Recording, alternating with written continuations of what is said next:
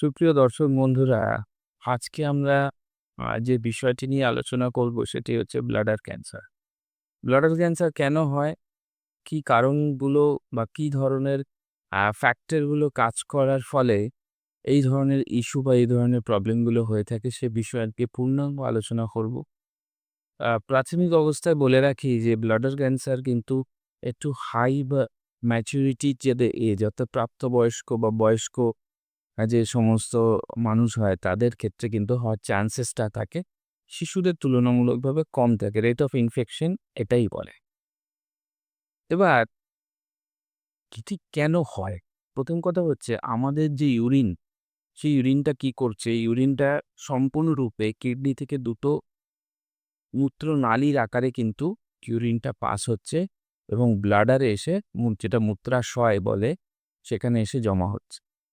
এবং এই মূত্রাশয় থেকে আমরা ইউরিনটা বাইরে আমরা নিক্ষেপ করে থাকি। তো একই পদ্ধতিতে কিন্তু এই কাজটা কিন্তু কন্টিনিউয়াস আকারে হচ্ছে। এবার কোনো ক্ষেত্রে কখনো দেখা যাচ্ছে এই যে মূত্রাশয় দীর্ঘদিন অনিয়মিত জল ঠিকঠাক না খাওয়া, এই যে প্রবলেমগুলো অ্যারাইজ করে তখন কিন্তু আমাদের যে মূত্রথলি রয়েছে সেখানে কিন্তু ইনফেকশন হচ্ছে, স্টোন ফরমেশন হচ্ছে, কখনো ম্যালিগন্যান্ট সেল ফরমেশন হলে কিন্তু এই ব্লাডার ক্যান্সারটা হয়।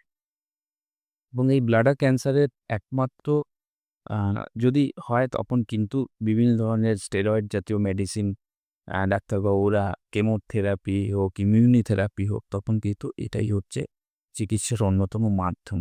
এবং আ যে চিকিৎসকরা কাজটা করে থাকেন এটা অ্যাকচুয়ালি ক্যান্সার সেল ডিপার্টমেন্ট বলুন এই ধরনের যে রয়েছে সেই ধরনের ডিপার্টমেন্টের চিকিৎসা হয়। এবার এটার সিম্পটমগুলো কি, কি?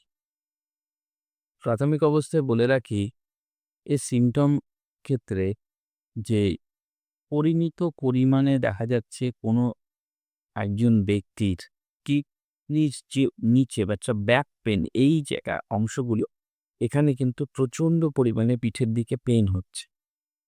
তাহলে কি করতে হবে? অবশ্যই কিন্তু চিকিৎসকের পরামর্শ নিতে হবে। অ্যাজ ওয়েল অ্যাজ আপনাকে এই জিনিসটাও খেয়াল রাখতে হবে যে দেখা যাচ্ছে কন্টিনিউয়াস আকারে ব্যাক পেইন, ইভেন আপনি যখন মূত্র ত্যাগ করছেন অর্থাৎ ইউরিনটা বাইরের দিকে নিক্ষেপ করছেন, সেটা সঠিকভাবে হচ্ছে না। সেটা কখনো দেখা যাচ্ছে প্রচণ্ড পরিমাণে আপনার সেখানে সিভিয়ার পেইন হচ্ছে। তাহলেই কিন্তু এটা কিন্তু উপযুক্ত চিকিৎসকের পরামর্শ নিয়ে সেটাকে কি প্রবলেম রয়েছে সেই প্রবলেমটাকে অ্যাজ ওয়েল অ্যাজ ডায়াগনোসিস করে কিন্তু আপনাকে সেটা সেই পরিমিত যে সমস্যা সেই সমস্যা থেকে সমাধান হতে হবে। এই ধরনের যে জিনিসগুলো রয়েছে এটা কিন্তু ভীষণভাবে গুরুত্বপূর্ণ যে এই সিভিয়ার যে প্রবলেমগুলো কারণ এই সিভিয়ার প্রবলেমগুলো যদি ধীরে ধাপে ক্রমবর্ধমান আকারে ছড়ায়, তাহলে কিন্তু এই যে প্রবলেমগুলো কিন্তু তুলনামূলকভাবে অনেকটাই বেড়ে যায়। এইটা হচ্ছে মেইন ইস্যু বা মেইন বিষয়। এরপরে যে জিনিসটা খুবই ভীষণভাবে গুরুত্বপূর্ণ হয়ে দাঁড়ায়, সেটা হচ্ছে অ্যাজ ওয়েল অ্যাজ পরিমিত পরিমাণে জল খাওয়াটা কিন্তু ভীষণভাবে গুরুত্বপূর্ণ। কারণ জল না খেলে আমাদের শরীরে বিভিন্ন ধরনের ইমিউনিটি ডিসঅর্ডার হতে পারে, আ বিভিন্ন ধরনের হেলথ ইস্যুস আসতে পারে এবং জলটা কি করে স্টোন ফরমেশন কিডনি হোক, ব্লাডার হোক, এই যে সমস্ত যে অঙ্গ-প্রত্যঙ্গগুলো রয়েছে, সেখানে কিন্তু স্টোন ফরমেশন যাতে না হয় সেটা কিন্তু একটা বিশাল ওয়াটার ইনটেক করলে সে প্রবলেমটা ইরেজ করে।